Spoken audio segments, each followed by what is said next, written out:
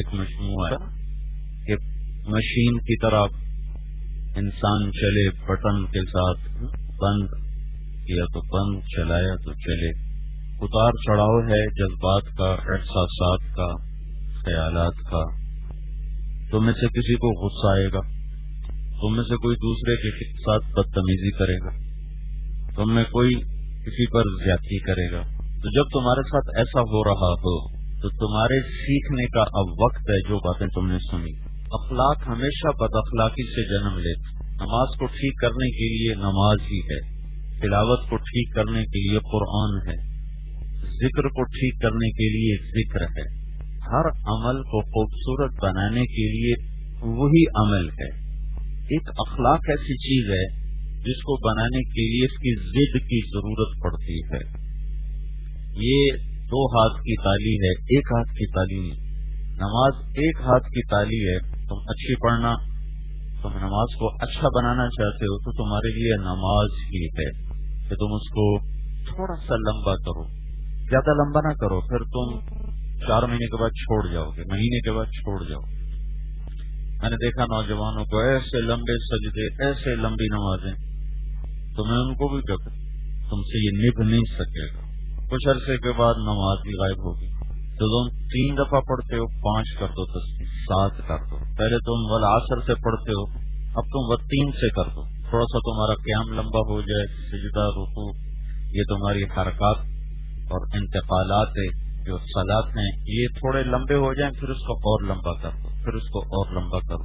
پھر تمہیں بتایا مولی عدنان نے دیکھا 54 منٹ میں مولانا نذر الرحمان صاحب نے 4 رکعت نماز پڑھی. تو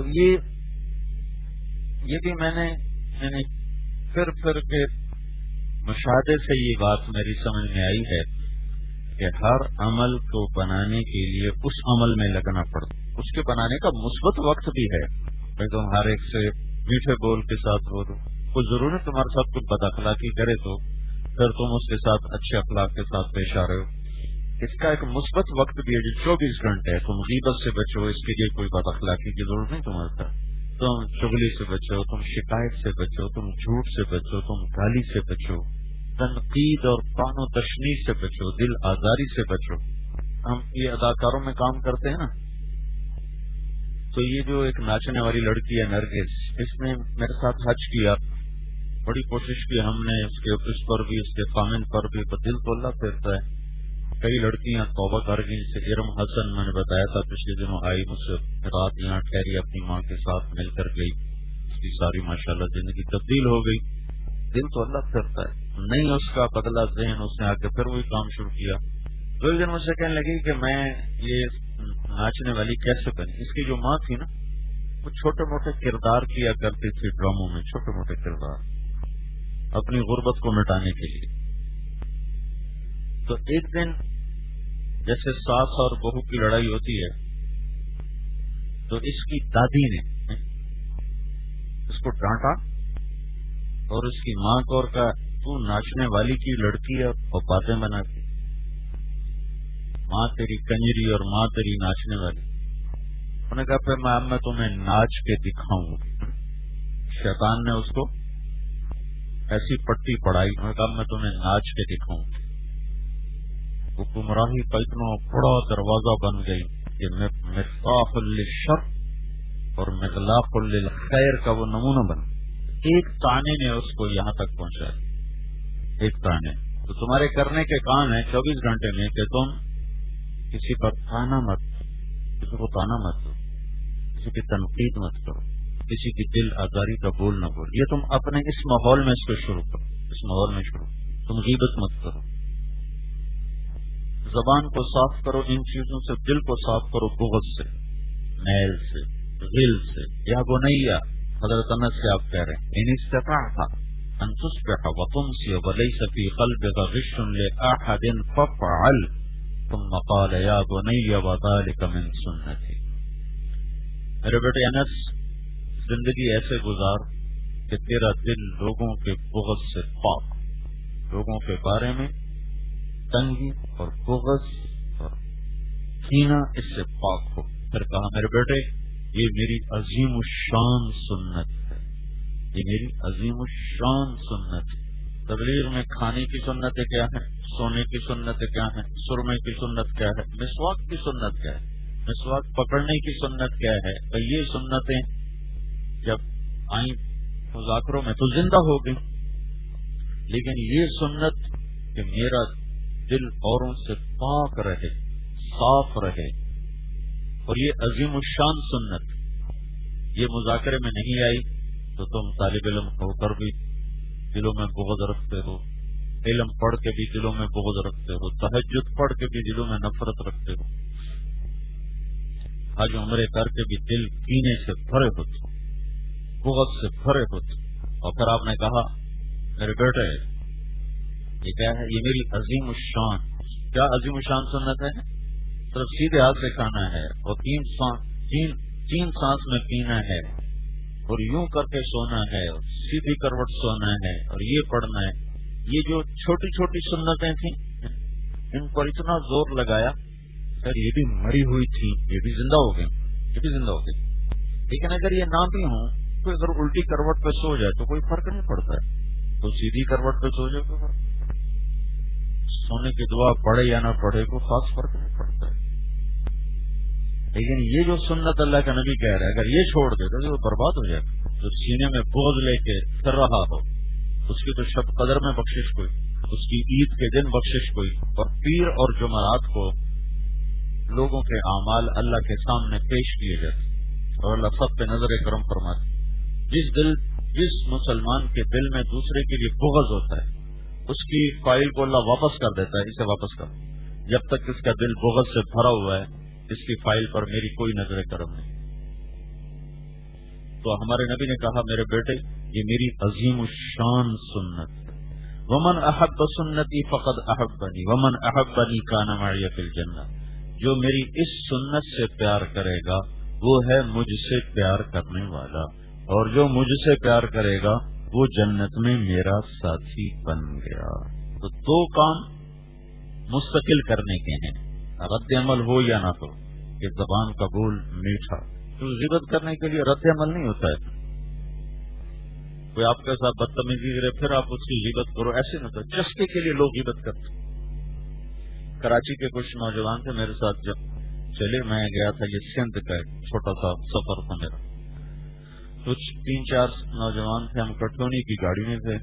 1 ہفتے کا سفر تھا. 2 دن تو میں ان کی سنتا رہا. اس کے بعد میں نے ان کو دعوت دینا شروع کی، ترغیب دینا شروع کی کہ بھئی یہ باتیں جو تم کرتے ہو یہ تو تمہاری نیکیاں ضائع ہو رہی ہیں.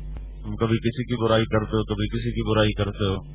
تو 2 دن میں نے ان کو ترغیب دی کہ بھئی غیبت نہیں کرنی، غیبت نہیں کرنی. تو وہ سارے تیار ہو گئے. ان کا جی ٹھیک ہے ہمارا وعدہ ہے آج کے بعد ہم کسی کی غیبت نہیں کریں. یہ ہم گاڑی میں بیٹھے ہوئے اور واپسی ہو رہی ہے ہماری سکھر سے کراچی. تو کوئی آدھے گھنٹے کے بعد ان میں سے ایک کہتا ہے مول صاحب اگر ہم غیبت چھوڑ دیں تو پھر ہم باتیں کیا کریں آپس میں، پھر ہم آپس میں باتیں کیا کریں. تو غیبت کرنے کے لیے رد عمل ضروری نہیں ہے. کوئی زہریلا جملہ بولنے کے لیے، تان و تشنیع کے لیے، کسی کو رسوا کرنے کے لیے، زہریلا بولنے کے لیے کوئی رد عمل ضروری نہیں ہے. آدمی اپنی گندی طبیعت سے بولتا چلا جاتا. دل میں بغض رکھنے کے لیے ویسے ہی کسی سے بغض ہو جاتا.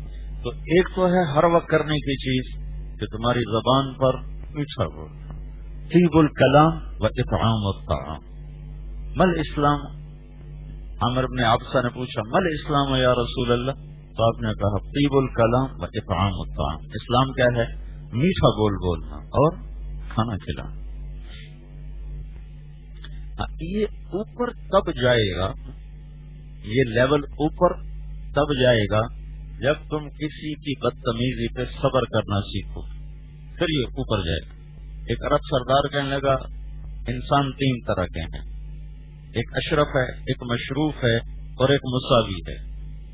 ایک مجھ سے بہتر ہے، ایک مجھ سے نیچے ہے، ایک میرے برابر.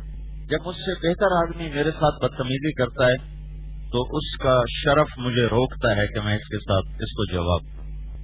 مجھ سے عزت میں بڑا ہے، شرف میں، کسی بھی شرف میں مجھ سے بڑا ہے تو اس کی شرافت کی وجہ سے میں چپ ہو جاتا ہوں. جبکہ مجھ سے چھوٹے درجے کی شرافت والا مجھ سے بدتمیزی کرتا ہے تو میری اپنی شرافت مجھے روک دیتی ہے کہ میں اس سے بدتمیزی نہ کروں. جاہل ہو کر کیسے عجب اخلاق والے لوگ. اور جب کوئی برابر والا مجھ سے بدتمیزی کرتا ہے تو پھر مجھے اس وقت موقع ملتا ہے کہ اب میں اس سے اوپر جا سکتا ہوں, اب میں اس سے اشرف بن سکتا ہوں. ابھی تم برابر ہیں, اب میں اس کو مشروف بنا کر خود اشرف بن سکتا ہوں. اگر میں چپ کر جاؤں گا تو میں اس سے اوپر چلا جاؤں گا. تو میں اس وقت اس لیے چپ رہتا ہوں کہ میرا مقام اس سے اوپر چلا جائے. عرب کے سردار, عرب کے جاہل بھی عجب جاہل, اخلاق کے بڑے اعلیٰ مقام پر. اللہ نے ایسے نہیں اپنا نبی ان میں بھیجا. یہ گاما پہلوان تھا نا, رستم زما, یہ امرتسر کا تھا. یہ بازار میں اس کو کسی دکاندار نے نا غصے میں آ کر میں کوئی بات ہوگی, اس نے وہ گلاس تھا, وہ بڑے بڑے گلاس ہوتے تھے تانبے, وہ جو مارا اس کے یہاں لگا, اس کا خون نکلا. آدمی ایسے دبلا پتلا, تو گامے نے اپنا پکڑا اس پہ لپیٹا اور چل دی. تو لوگوں نے کہا کہ چھوٹے سے آدمی نے تیری بےزتی کر دی, تو نے اس کو کچھ بھی نہیں کہا. اس نے کہا جس مقام پر تم مجھے دیکھ رہے ہو نا, یہ صبر کی وجہ سے ہے, انتقام کی وجہ سے نہیں ہے. جس مقام پر تم مجھے آج دیکھ رہے ہو, پوری دنیا کا اس کو رستم زما کا تاج پہنایا گیا تھا لندن میں. یہ تم مجھے دیکھ رہے ہو میرا مقام, یہ ایسے بدلے لینے کی وجہ سے نہیں, صبر کی وجہ سے. تو میری طاقت کے خلاف ہے کہ میں اس کمزور سے آدمی پہ ہاتھ اٹھاؤں. طاقت کی ایک شرافت تو اس کے خلاف ہے. تو ایک رخ سب سے پہلے جو یہ باتیں جو تم سن رہے ہو, اس کا پہلا مصداق تمہارا اپنا یہ ماحول ہے. تم یہاں ایک دوسرے کی برداشت کرنا سیکھو. اچھے اخلاق کے لیے بہت مشکل وقت ہے سیکھنے والا. اس کا لیول جو اپ جاتا ہے, اوپر جاتا ہے, اوپر وہ جاتا ہے جب کوئی بدتمیزی کرے اور تم سہ جاؤ, اس وقت وہ اوپر ہوتا ہے. اس وقت تمہارا اپنا پارا, کیا میرا اپنا پارا اوپر جا چکا ہوتا ہے. تو وہ طبیعت قابو میں نہیں رہتی اور غصے کا جواب غصے میں شروع ہو جاتا ہے, اور بدتمیزی کا جواب بدتمیزی میں شروع ہو جاتا ہے. جب تمہارے ساتھ بدتمیزی ہو, زیادتی ہو, تم 250 ہو, کوئی نہ کوئی تو ہو ہی جاتی ہے. انسان جو ہو گئی ہے ختم تو ہو نہیں سکتی یہ چیز. تو جس سے ہو جائے اس کو بھی بعد میں ہوش تو آئے گا کہ وہ میں نے یہ کیا کیا. پھر وہ استغفار, ندامت, دعا اس میں لگے, اور جس کے ساتھ کی ہے زیادتی اس سے معافی مانگے. جس پر ہو گئی ہے تو وہ اس وقت یہ یاد کرنے کی کوشش کرے کہ اب میرے اخلاق کے سیکھنے کا وقت آ گیا ہے اور مجھے اب چپ رہنا ہے. اس لفظ پر آپ غور کرو, وصبر علی ما یقولون. علی کا مطلب یہ ہے کہ تم جو یہ کہتے ہو میں کتنا صبر کرتا, آخر میں بھی تو انسان, میں کہاں تک صبر کرتا, پھر میں نے بھی کیا. تو علی کا مطلب ہے کہ میرے نبی یہ تم نہیں کہہ سکتے کہ میں کہاں تک صبر کروں, تم نے ہر حال میں کرنا ہی ہے. ما یقولون پر کیا ہے علی, یہ ما یقولون کے اوپر ایسے علی آ گیا ہے.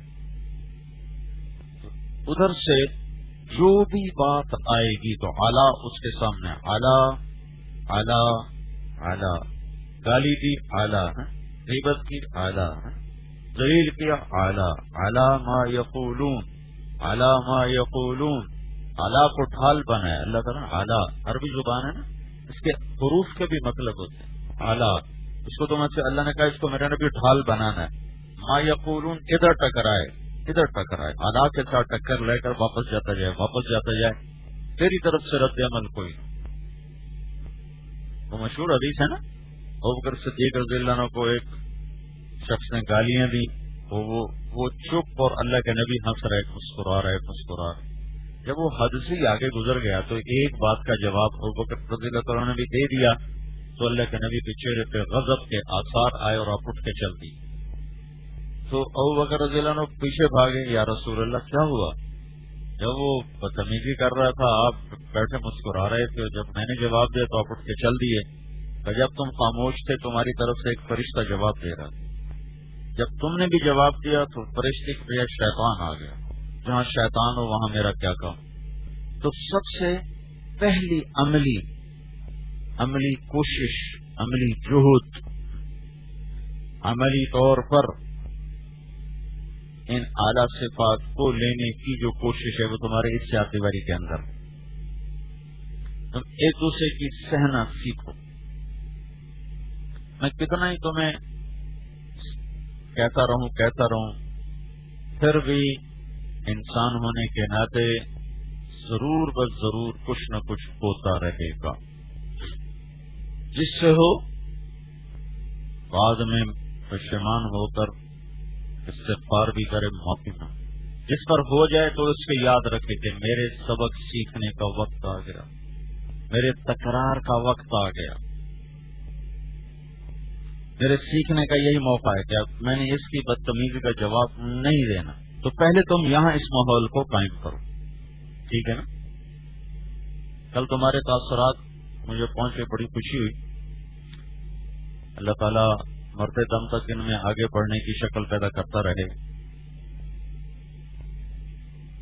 فلزم کا ایک لفظ ہے۔ آپ نے پوچھا کیف اصبحت یا حارث؟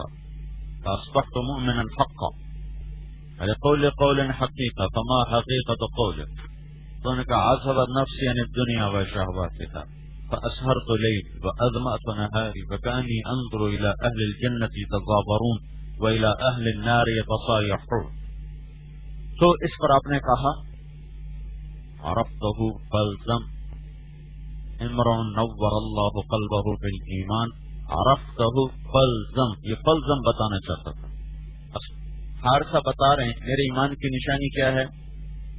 دنیا سے بے رغبت ہوں، رات کو جاگتا ہوں، دن میں روزہ رکھتا ہوں، جنت والوں کو چشم تصور میں دیکھتا ہوں، جہنم والوں کو چشم تصور میں چیختا چنگھاڑتا سنتا ہوں، دیکھتا ہوں، تو میں اور اللہ کے عرش کو اپنی آنکھوں کے سامنے دیکھتا ہوں۔ تو آپ نے کہا فلزم، تو نے ایمان کو صحیح پہچانا۔ فلزم کا مطلب ہے کہ یہ ہاتھوں سے نکل بھی جاتا ہے۔ فلزم کے اندر یہ اشارہ ہے، فلزم سے چمٹے رہنا، سے اس کو پکڑے رکھنا۔ کیا مطلب؟ یہ ہاتھوں سے نکل جانے والی چیز ہے، کیونکہ کیفیت ہے نا، یہ رومال تو نہیں ہے نا کہ ہاتھ میں پکڑ لیا، یہ تو کیفیت ہے۔ جاگ کے سنو بیٹا، جاگ کے سنو۔ عرفتہ فلزم، پکڑ کے رکھنا، ہاتھوں سے نکل جانے والی چیز ہے یہ۔ تو یہ ایک دم بھی نکل سکتی ہے، آہستہ آہستہ بھی نکل سکتی ہے، واپس بھی آ سکتی ہے، اور پھر راہیں بھی بھول سکتی ہے کہ لوٹ کے کبھی تمہیں سلام بھی نہ کرے۔ تو زندگی ایک اتار چڑھاؤ کے ساتھ اس صفات میں بھی اتار چڑھاؤ رہتا ہے۔ تو پہلے اپنے اس معاشرے کو تم اخلاق والا معاشرہ بناؤ، اس سے غیبت نکالو، بدتمیزی کے جواب میں مسکرانا سیکھو، کھانے میں اوروں کو ترجیح دو، آرام میں اوروں کو ترجیح دو، مشقت میں آگے ہو جاؤ، راحت میں پیچھے ہو جاؤ، لذتوں میں آگے کر دو، ناگواریوں میں خود آگے ہو جاؤ۔ آپ نے فرمایا یہ میرے انصار بڑے اعلیٰ ساتھی ہیں میرے، یہ ناگواریوں میں آگے ہوتے ہیں اور راحتوں میں پیچھے ہوتے ہیں، ناگواریوں میں آگے بڑھ جاتے ہیں، راحتوں میں پیچھے ہٹ جاتے ہیں۔ اور ابھی تم نے چلے میں جانا ہے اور میدان اور وسیع ہو جائے گا، تو لوگوں کی سہنا سیکھو۔ یہ چیزیں ساری زندگی میرے بچوں سیکھنے کی ہیں، ابھی تم چلے میں جاؤ گے، اس کو زیادہ سیکھنے کی ضرورت ہے۔ وہ یہ حسنین کے دو لڑکے سال میں تھے، تو انہیں امیر ایسا ٹکر گیا، بعض امیر ایسے ملتے ہیں کہ ہم نے اصلاح کر، وہ کہنے کہ اس امیر نے ہمیں بڑا ذلیل کیا کہ ان کا میں نے تکبر نکالنا، یہ مولوی ان کا تکبر نکالنا، اگر ہم نے تمہارے یہ دروس نہ سنے ہوتے تو ہم اس کی ٹھکائی کر کے آتے۔ تو جب تم پر ناگواری آ رہی ہو تو وہ تمہارے سیکھنے کا وقت ہوتا ہے، سہ جایا کرو۔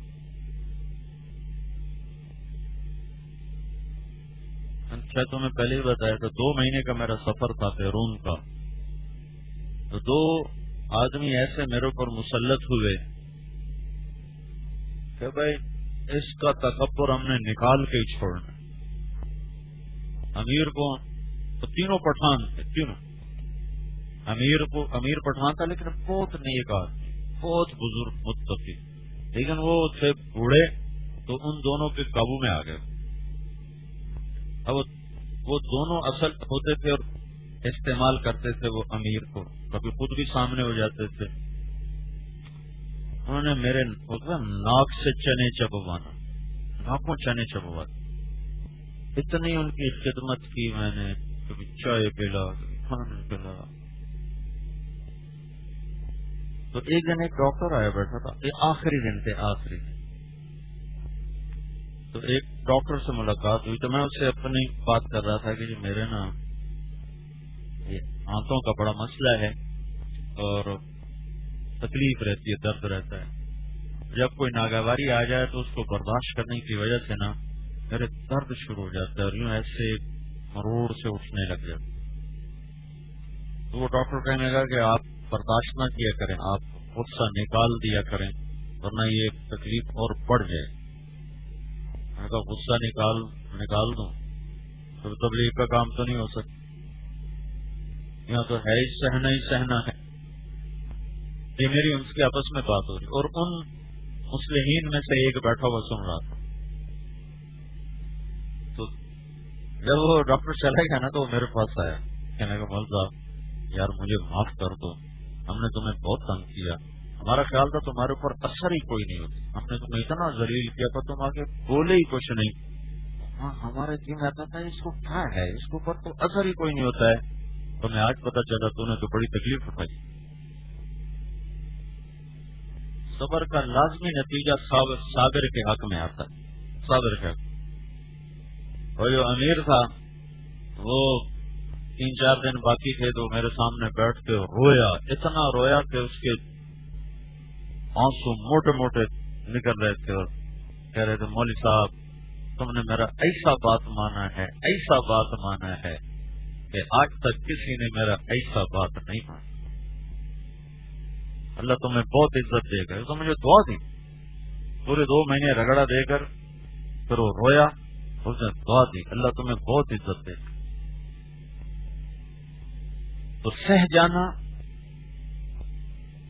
یہ بہت بڑی صفت ہے، تو یہ رد عمل سے پیدا ہوتی، کوئی تم پر زیادتی کرے گا تو تمہارے اندر یہ صفت پیدا ہو، تو تم اسے برداشت کرو، اور تمہیں چپ رہنے کی عادت ہی نہیں ہوتی۔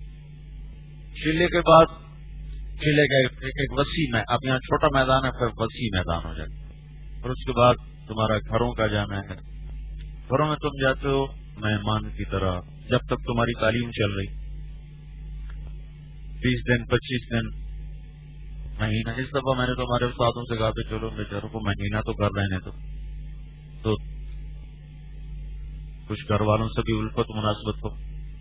گھر کو بچانے کے لیے سینکڑوں آیات ہیں کہ ایک گھر رہے، تو انگریزی کے 2 لفظ ہیں، ایک ہوتا ہے ہاؤس، ایک ہوتا ہے ہوم، دونوں کو گھر کہتے ہیں لیکن دونوں کا مطلب جدا ہے۔ گارے مٹی کے دیواروں اور چھتوں کو کہتے ہیں ہاؤس، اور اس میں جو آباد زندگی ہے اس کو کہتے ہیں ہوم۔ تو مکان اور گھر، مکان ہے گارے مٹی کی بنی ہوئی عمارت، اور گھر ہے جہاں ایک زندگی عزت اور احترام کے ساتھ پرورش پا رہی۔ کچھ کی تم میں سے شادیاں ہو چکی ہیں، کتنے ہیں شادی شدہ تم؟ کوئی نہیں، کھڑے ہو کے زیارت کرو، 1 2 3 4 5 6 7 8 9 10 11 12 کچھ کی ہو جائیں گی۔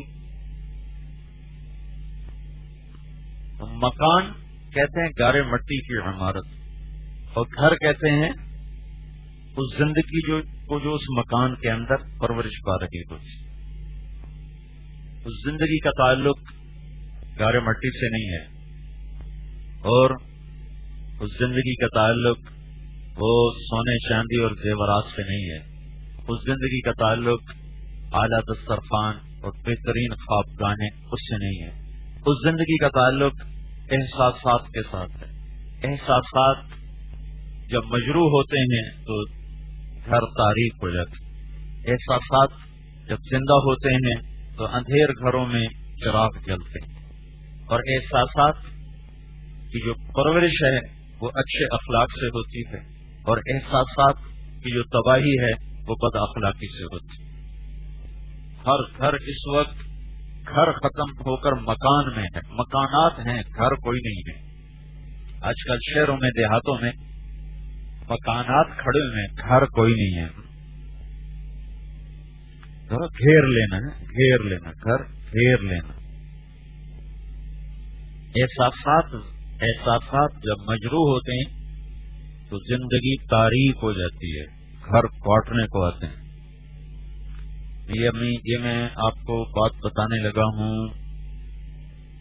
کوئی 80-90 اپنا کوئی 90-92 کی بات آپ بتا رہا ہوں، جب ابھی ڈالر 15 روپے کا تھا.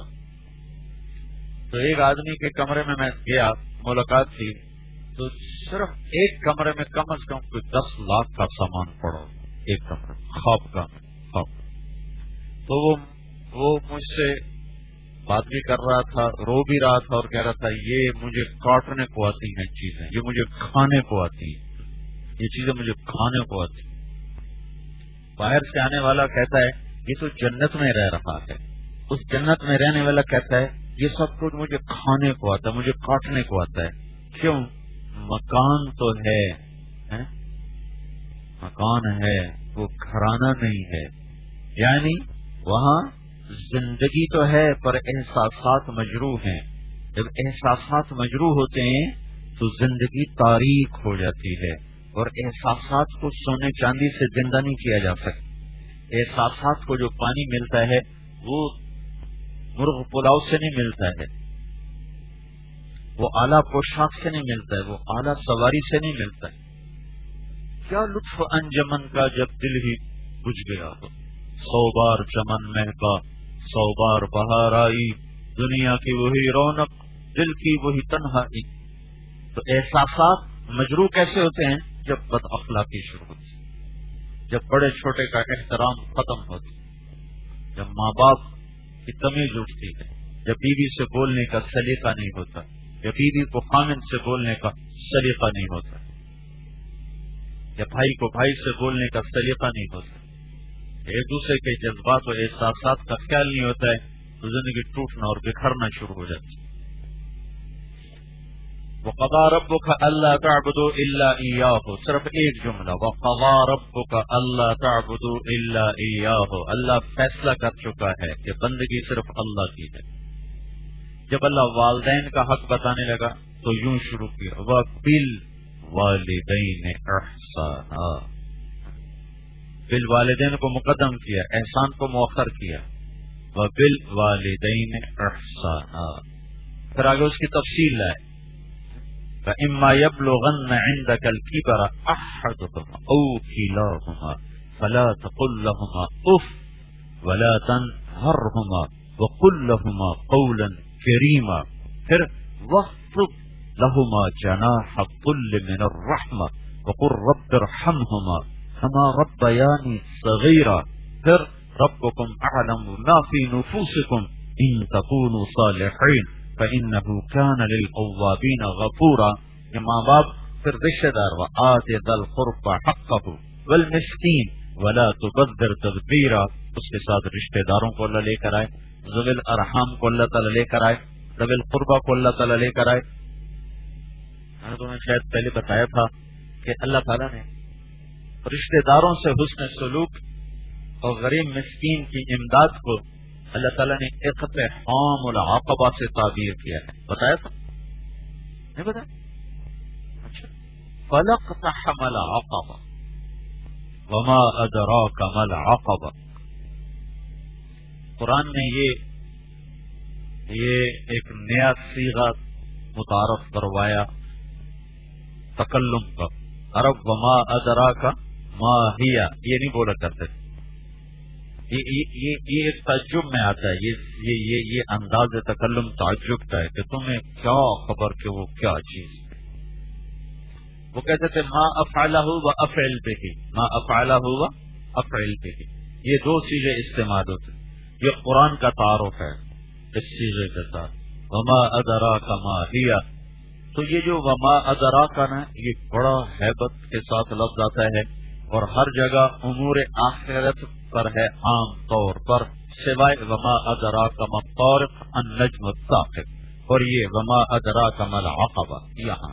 باقی وما ادراک ما سقر، وما ادراک ما سجین، وما ادراک ما علیون، وما ادراک ما ہی نار حامیہ، وما ادراک ما القارعہ، وما ادراک ما الحاقہ، وما ادراک ما یوم الدین، ثم ما ادراک ما یوم الدین، وما ادراک ما سقر. یہ سارے ادراک جو جمع کرو تو تقریباً سارے آگے ہوں گے، کچھ رہ گئے ہوں گے.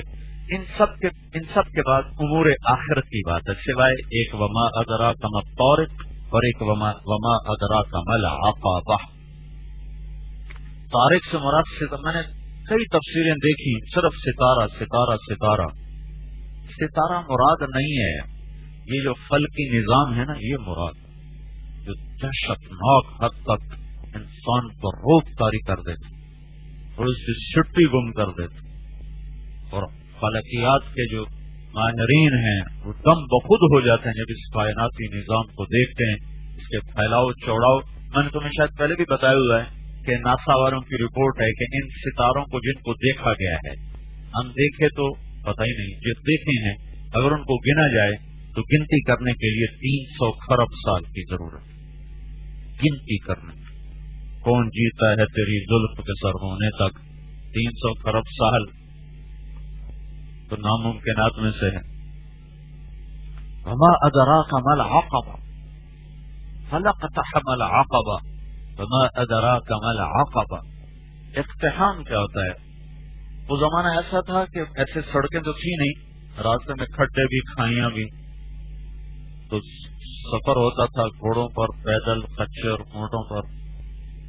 تو لمبی کھائی آ گئی ہے تو اس کو پار کرنے کے لیے نا پیچھے سے گھوڑے کو بھگایا جاتا تھا، پیچھے سے پھر آ کر اس کو قریب لا کے ایڑ لگاتے تو گھوڑا اٹھتا تھا، چھلانگ لگا کے وہ پار جا کرتا تھا. یہ ایک مشکل کام گھوڑے کے لیے بھی، سوار کے لیے. گرنے کا بھی خطرہ ہے، مرنے کا بھی خطرہ ہے اور زخمی ہونے کا بھی عین خطرہ موجود ہے. تو یہ انتہائی ایک مشکل کام ہوتا تھا سوار کے لیے، گھوڑے کے لیے. عمرو بن عبد ود وہ خندق جو پار کر کے گیا تھا، یہ وہی اقتحام ہے، اقتحام. پھر اس کو جب حضرت علی نے اسے قتل کیا تھا تو انہوں نے اس کی لاش پہ کھڑے ہو کر شعر پڑھے. ان کا پہلا جملہ سنو، علیہ تقتحم الفوارس هكذا عنی وعنهم اخر اصحابی. علیہ تقتحم الفوارس آیا تھا نا، عمرو بن عبد ود چھلانگ لگا کے، اقتحام کر کے. تو حضرت علی نے اسی کو لیا، علیہ تقتحم الفوارس. کیا اس طرح گھاٹیاں پار کر کے میرے اوپر دشمن حملہ کرتا ہے؟ تو اقتحام ایک مشکل کام، کیا بتا رہا ہوں، مشکل. تو اللہ تعالیٰ نے نماز کو، روزے کو، تبلیغ کو، جہاد کو، قتال کو، علم کو، ذکر کو، تسبیح کو، تلاوت کو، تہجد کو، طواف کو، حج کو، عمرے کو، یہ کتنے اعمال بتا رہا ہوں. روزے کو کسی کو اقتحام کے ساتھ تعبیر نہیں کیا. فلقتحم العقبہ وما ادراک ما العقبہ. تم نے کیوں نہ چھلانگ لگائی گھاٹی کے پار، کھائی کے پار. وہ کھائی ہے کیا؟ فک رقبہ. اس کا مطلب صرف غلام آزاد کرنا نہیں، اس لیے فک رقبہ فرمایا ہے. مصیبت میں پھنسے ہوئے کو آزاد کرانا، مصیبت میں پھنسے ہوئے کو چھوڑانا. اس میں غلام بھی ہے، مصیبت زدہ بھی ہے، اس میں تکلیف میں مبتلا بھی ہے، بیمار بھی ہے، مقروض بھی ہے. جو جس مصیبت میں اس کو یوں چھوڑانا، خاص طور پر رشتہ دار. ورنہ کیا ہوتا ہے جب کوئی رشتہ دار تکلیف میں آ جائے نا تو دوسرے بیٹھ کے مزہ لیتے ہیں، آیا نا مزہ نو دل سواد ہوں. ہمارے یہاں تو یہ ہوتا ہے چنگ کو آیا تھا ہمارے پور ہونا چاہیے تھا. فک و رقبہ، فک و رقبہ، کسی کے گردن میں پڑے ہوئے پھندے کو کھولنا اور اس کو اس سے نکالنا. صرف غلام آزاد کرنا مراد نہیں. قرآن کی مطالب مقاصد معانی قیامت تک کے لیے. غلام تو مکا گئے 100 سال پہلے، اور آئندہ بھی کوئی شکل نہیں ہے. اب تو یا اسلام ہوگا یا قتل ہوگا، غلامی والا کام نہیں ہوگا. جب کبھی مہدی علیہ السلام کا دور آئے گا تو یا قتل ہے یا اسلام ہے، جزیہ کوئی نہیں ہے، غلامی کوئی نہیں. فک و رقبہ یہ کیا ہے؟ یہ اقتحام. اور کیا ہے؟ اور اطعام فی یوم ذی مسغبہ. کس کو؟ یتیمن. کون؟ ذا مقربہ. اور کون؟ او مسکینن. کون تھا؟ ذا متربہ.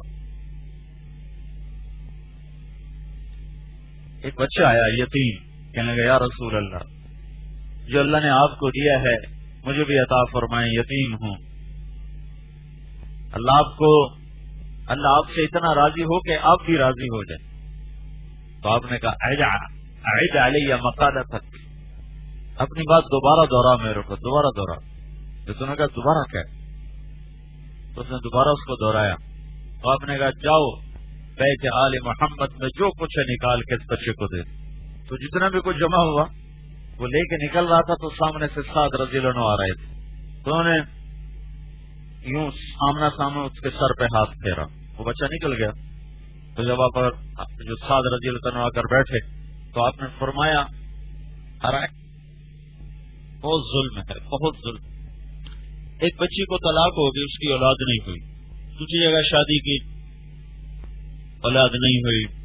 اس نے ایک بچی لے لی، ڈاکٹر سے بات کر بچی لے لی، پال لی. اس کے خامند کا ایکسیڈنٹ میں انتقال ہو، وہ گھر آ کے اس نے بچی کو پالنا شروع کر دیا. اس کی آگے شادی ہونے لگی دوبارہ. تو سسرال والوں نے کہا کہ ہمیں لڑکی قبول ہے، لڑکی قبول، بچی قبول نہیں ہے. بچی کو فارغ کر کے آئے تو ہم اسے رکھیں گے ورنہ نہیں رکھیں. تو اس نے وہ بچی اس اصل ماں کو لوٹانا چاہی جس کی وہ تھی بیٹی. اس کا بھی آگے خامند فوت ہو، اس کا دوسرا نکاح ہو چکا تھا. تو اس کے دوسرے خامند نے کہا اگر یہ بچی میرے گھر میں آئی تو میں تمہیں طلاق دے دوں. تو پھر یہ جس گھر میں یہ بچی پل رہی تھی وہ اسی کو اپنی ماں سمجھتی تھی اور اس کی ماں کو اپنی نانی سمجھتی تھی. اب یہ غریب گھرانہ تھا، یہ بچی کو کا خرچ نہیں اٹھا سکتا تھا. انہوں نے اس کی شادی آگے کرنا طے کر دیا اور اس گھر کے افراد نے کہا یہ بچی واپس کرو. واپس کرنے لگے تو اس کی اصل ماں کا دوسرے شوہر نے کہا میرے گھر میں ہی تو میں تمہیں نکال دوں گا. تو پھر انہوں نے کہا کہ کسی گھرانے میں دے دو، اس کو وہ اپنے رکھ لیں گے نوکری کے طور پر، برتن مانج لے گی، کپڑے دھو لے گی، ہم اس کا خرچہ نہیں اٹھا سکتے. مجھے کہیں سے اس بات کی خبر پہنچی تو میں نے پھر اس بچی کی ماں سے، وہ جو اس کی لے پالک ماں کی ماں تھی نانی، میں نے اس کو پیغام بھیجا کہ اس کے جتنا مہینے کا خرچہ ہے تو میرے ذمہ کر دے، مجھ سے لیتی رہے اور اس بچی کو جدا نہ کرو. یہ کہاں کہاں دھکے کھائے گی اور کہاں کہاں ذلیل ہوگی. اس کا جتنا خرچہ ہو مہینے کا وہ مجھ سے ماہوار لیتی جاؤ اور اس کو پالو. زندگی رہی اور یہ پروان چڑھی تو اس کی شادی بھی میرے ذمہ کرو. تو تب جا کر اس بچی کو ایک گود ملی، ورنہ ہر آدمی اس کو ٹھکرانے کے لیے پہلے زور لگا رہا تھا کہ ہمیں نہیں چاہیے، ہمیں نہیں چاہیے، ہمیں نہیں چاہیے. اس ماحول کا ظلم ہے، اس ماحول کا جبر ہے. انتہائی ظالم معاشرہ ہے ہمارا، ظالم. یہ گندے حکمران کیوں آئے ہیں؟ ہمارے اپنے ظلم و ستم کی وجہ سے کہ عوام میں ظلم انتہا کر سکے. ہاں کیا کیا سنا، بڑا ظلم ہے، بڑا. کہ تمہاری دینداری صرف یہ پڑھنے پڑھانے تک ہے، یا نماز پڑھ لی، داڑھی رکھ لی، پگڑی باندھ لی، چلا لگا لیا، سبق پڑھا لیا. میرے نبی والی زندگی، معاشرت، نبی والے اخلاق تو قصہ پارینہ ہے. جو بشیر بن عقربہ رضی اللہ تعالیٰ عنہ کے والد شہید ہو گئے احد کی لڑائی میں، ماں پہلے فوت ہو گئی تھی، تاریخ بخاری میں اور حیات الصحابہ میں مختصر ہے، اس میں پورا ہے. تو وہ اپنے والد کے استقبال کے لیے باہر نکلے تو سامنے سے لشکر آیا تو باپ تو شہید ہو گئے تھے اس میں احد میں.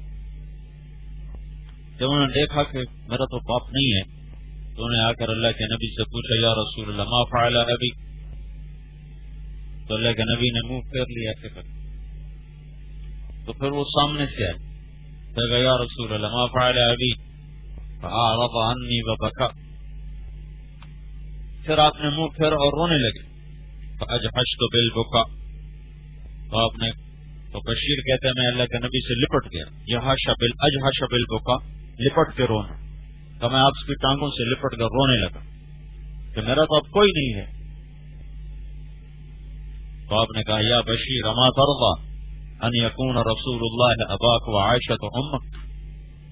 بشیر، آج کے بعد اللہ کا رسول تیرا باپ ہے، عائشہ تیری ماں ہے، ٹھیک ہے، منظور ہے؟ کہ منظور ہے. اتنا ظلم ہے میں تمہیں کیا بتاؤں. تو دنیا داروں کی بات نہیں کر رہا، نمازی خاندان، دیندار خاندان، ظلم کی انتہا ہے. ایسے کہ فلقتحم العقبہ وما ادراک ما العقبہ فک رقبہ واطعام فی یوم ذی مسغبہ. کس کو؟ یتیم کون سا؟ ذا مقربہ. اور مسکین کون سا؟ ذا مقربہ. اللہ کے نبی نے یتیمی پر مرارت کو چکھا ہوا تھا. یتیم باپ دیکھا نہیں، ماں 6 سال کی عمر میں اللہ نے اٹھا دیا. کئی دن کھاتے ہی نہیں تھے، خلوت آ گئی، کھیلنا بھول گئے، ہنسنا بھول گئے. زمزم کے چند گھونٹ پانی پی کر سارا دن بھوکے رہتے. اور 8 سال کی عمر میں دادا بھی مرا تو بکریاں، غربت کی وجہ سے بکریاں چرانے پہ مجبور ہو. ننگے پاؤں ننگے سر آپ جبل سور کی طرف بکریاں چرایا کرتے. یہ بڑے مشکل کام ہے. فلقتحم العقبہ. کسی کوئی بیٹی، ہر سب کی بچیاں آباد رہیں، کوئی متعلقہ ہو کے واپس آ جائے تو بھائی اس کو نہیں ٹکنے دیتے، ہمارے سر پہ آ گئی، ہمارے سر پہ آ گئی، ہمارا جینا حرام کر دیا. طلاق سے بھی واپس آ جاتی ہیں بیٹیاں. مر گیا شوہر، بیوگی سے بھی واپس آتی ہیں. تو ان کی زندگیاں سگے بھائی آگ لگا دیتے ہیں ان کی زندگیوں، ان کو اس طرح کر دیتے ہیں کہ وہ خودکشی کرنے پہ مجبور ہو. اور اللہ کے نبی نے فرمایا بہترین صدقہ تو میں بتاؤں. کہ جی کیا؟ کہا الابنۃ المردودہ، وہ بیٹی جو لوٹ کے گھر آ گئی ماں باپ کے، یا طلاق کی وجہ سے یا بیوگی کی وجہ سے، اس پہ خرچ کرنا سب سے اعلیٰ صدقہ ہے. لیکن وہ اتنا دکھ اٹھاتی ہیں، اتنا دکھ اٹھاتی ہیں، نہ وہ جیتی ہیں نہ وہ مرتی. ہمیں جو آدمی دینی نسبت سے مشہور ہو جائے تو لوگ اپنے دکھڑے سنانے آ جائے. میں نے فون کیوں بند کر دیا؟ کہ لوگوں کے دکھ سن سن سن میرا کلیجہ جل کے رہ گیا. تو میں سب کا مداوع نہیں کر سکتا، سننا بھی مشکل ہے. جائے تو اس کا مداوع کر. میں فون نہیں اٹھاتا ہوں، ایک ایک کہانی ایسی سنتا ہوں. حالانکہ میرا تو کوئی رشتہ تعلق نہیں، لیکن یقین مانو سنتے سنتے میں ایسے رو رہا ہوتا تھا. ایسے کیا ظلم و ستم ہے اس نگری میں. آگ ہے آگ. اس نے لکڑیوں کو نہیں جلایا، جس نے زندگیوں کو جلایا ہو. اس کا ایندھن یہ ہڈیاں ہیں. یہ صرف وہ ایمانی زندگی جو اللہ کا نبی دے گیا تھا، نہ اس کو سیکھا جاتا نہ سکھایا جاتا. قال اسی کے تان چلتی ہے. هذا حلال وهذا حرام، اس پہ جا کے ختم ہو جاتی. اس کا سیکھنا ضروری ہے. یہ حدود شریعت ہیں، اس کو جانے بغیر آدمی یا مبتدع ہو جائے گا یا قال ہو جائے گا، حدود سے تجاوز کر جائے گا. اس کا سیکھنا ضروری ہے. لیکن اور بھی دکھ ہیں زمانے میں محبت کے سوا، راحتیں اور بھی ہیں وصل کی راحت کے سوا. یہی سب کچھ نہیں ہے. حدود کا جاننا ضروری ہے، لیکن مزاج دین کے ساتھ، مزاج شریعت کے ساتھ. مزاج شریعت سے عاری ہو چکی ہے نسل. ایسے ظلم توڑتے ہیں، میں تمہیں کیا، مدرسوں کا پڑھا ہوا ہو، کالج کا پڑھا ہوا ہو، ایک جیسے ہیں اخلاق میں، ایک جیسے، کوئی فرق اللہ تو ہر جگہ.